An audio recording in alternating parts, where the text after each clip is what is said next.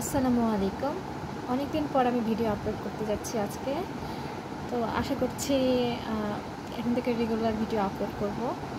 তো আজকের ভিডিওতে আমি আপনাদের সাথে শেয়ার করতে চাই যেটা আমি পড়েছি বৈষ্ণব পদাবলী। খুব গুরুত্বপূর্ণ টিকা এখানে আছে।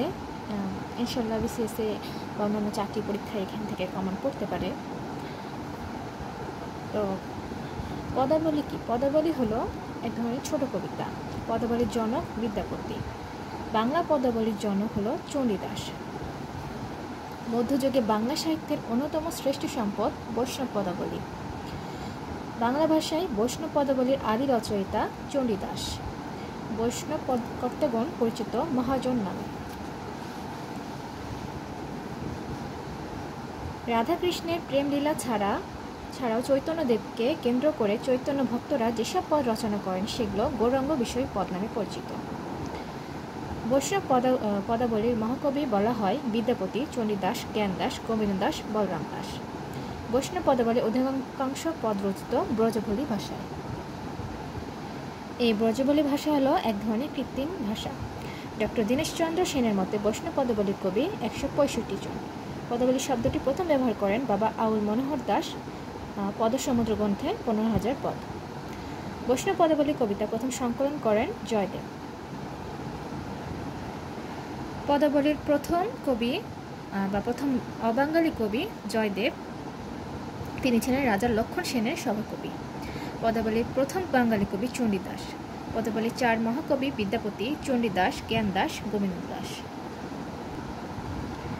বৈষ্ণব ধর্ম ও দর্শনকে কেন্দ্র করে মধ্যযুগে রচিত এক প্রকার কাব্য হল বৈষ্ণব পদাবলী।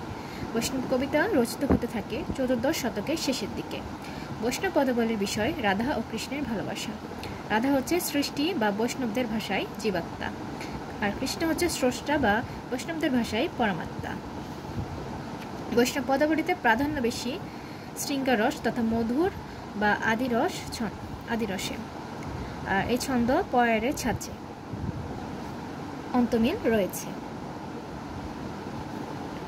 এখন আমরা ব্রজবুলি ভাষা সম্পর্কে জানব। এটি মিথিলে বা মথুরার উপভাষা।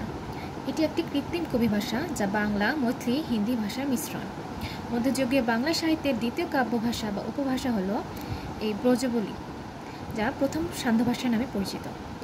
ব্রজবুলি ভাষা স্রষ্টা হলেন বিদ্যাপতি। ব্রজবুলির শ্রেষ্ঠ বাঙালি কবি হল গোবিন্দদাস কবিরাজ। বাংলাদেশে প্রথম ব্রজবুলি ভাষায় পদ রচনা করেন যশোরাজ খান। আধুনিক যুগে ব্রজবুলি ভাষায় পদ রচনা করেন রবীন্দ্রনাথ ঠাকুর।